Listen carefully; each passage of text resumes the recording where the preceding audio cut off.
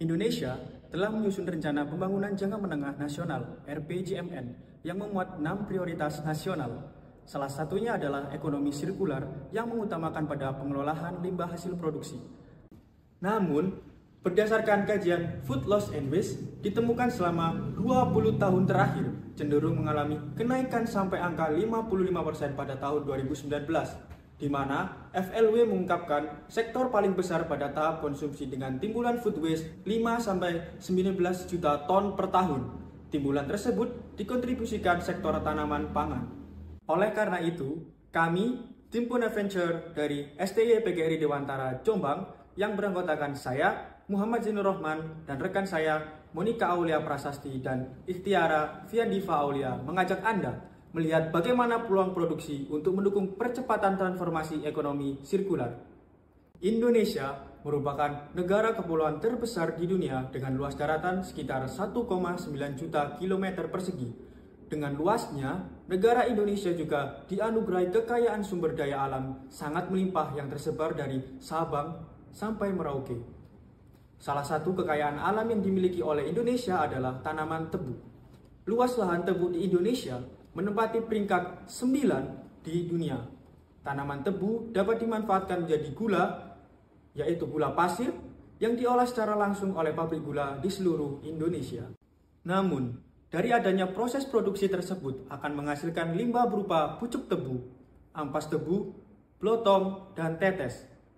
Dilihat dari kuantitas, ampas tebu yang dihasilkan sebanyak 32% dari batang tebu yang diproses.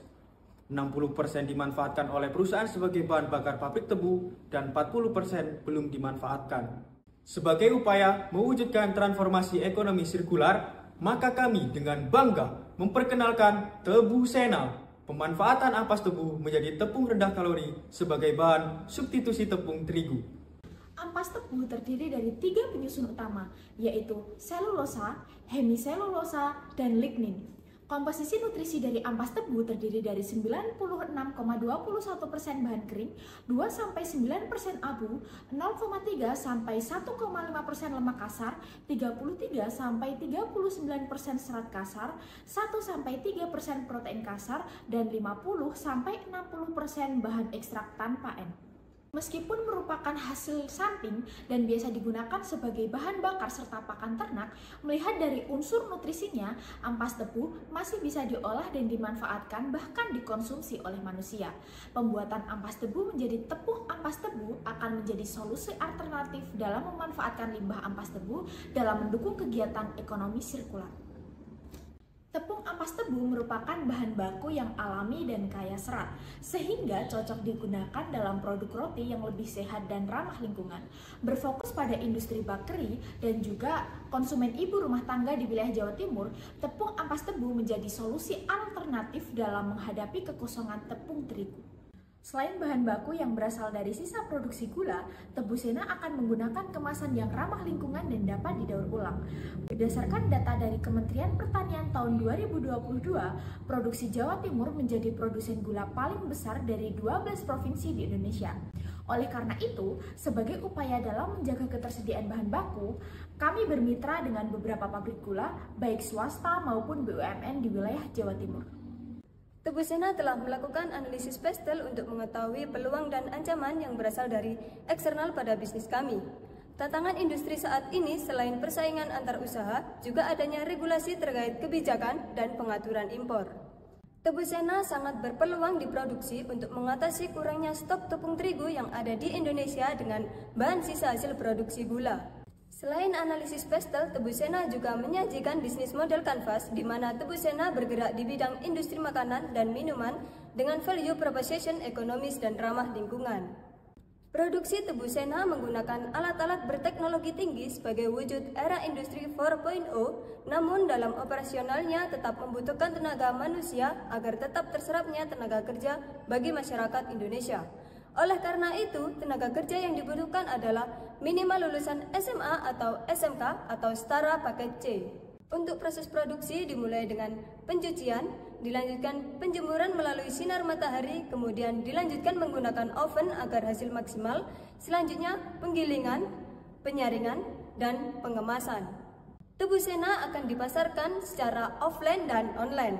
Pemasaran secara online melalui Shopee, Tokopedia, dan Lazada.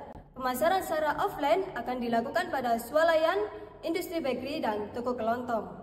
Agar Tebu Sena dapat dikenal oleh masyarakat secara luas, promosi yang dilakukan melalui TV nasional dan juga media sosial yang meliputi Instagram dan juga Facebook.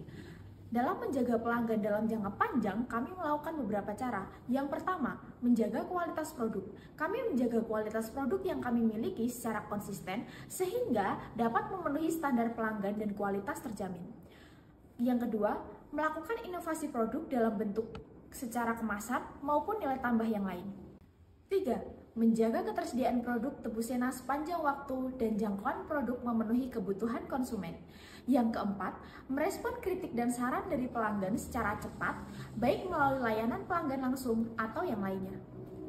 Untuk rencana jangka panjang, Tebu Sena akan memunculkan kemasan baru dengan berat 250 gram karena untuk saat ini Tebu Sena hanya menyediakan kemasan dengan berat 1 kg. Untuk memanajemen operasional Tebu Sena dengan baik, maka dibentuk struktur organisasi yaitu Direktur Utama, Direktur, Manajer, Manajer Pemasaran, Manajer Produksi, Divisi Pemasaran, dan Divisi Produksi. Mari kita lihat aspek keuangan Tebu Sena. Tebu Sena membutuhkan dana lebih dari 1 miliar rupiah. Sumber dana diperoleh dari investasi sebesar 60% dan pinjaman sebesar 40%. Pada tahun pertama, Tebu Sena diproyeksikan akan mendapatkan laba sebesar Rp160.258.000. Tebu Sena akan dipasarkan kemasan 1 kg dengan harga Rp11.000. Harga yang ekonomis akan mendorong daya saing Tebu Sena sebagai produk inovasi baru untuk lebih dikenal masyarakat. Bagaimana dengan analisis kelayakan usaha Tebu Sena? Tebu Sena akan mendapatkan ROI sebesar 18%, break-even point sebesar Rp76.000 dan payback profit pada 6,6 bulan. Hal tersebut akan mengundang investor agar menginvestasikan dananya setelah melihat proyeksi keuangan dan manfaat Tebu Sena yang berkelanjutan dengan memperhatikan aspek lingkungan. Oleh karena itu, Tebu Sena hadir di tengah masyarakat dengan harga yang terjangkau untuk mendukung proses transformasi ekonomi sirkular dengan menggali peluang produksi melalui limbah hasil pengolahan tanaman tebu. Tebu Sena, eksplorasi rasanya, pelihara alamnya.